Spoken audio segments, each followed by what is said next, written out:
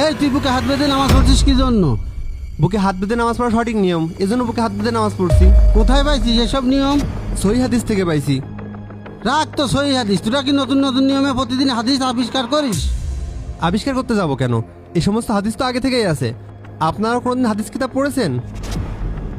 আহলে হাদিসে একমাত্র সঠিক নিয়মে নামাজ পড়ে, এজন্য আহলে হাদিসে একমাত্র সঠিক দল।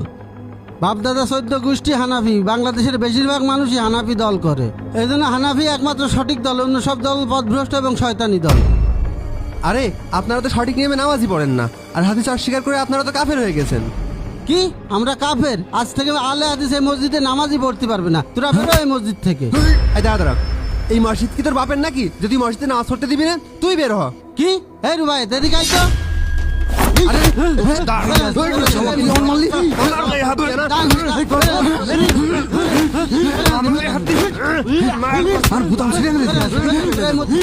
ইমাম সাহেব, মসজিদের দুই দলের ভিতরে ঝামেলা বেঁধে গিয়েছে, আপনি একটু তাড়াতাড়ি মসজিদে আসেন তো। ঠিক আছে।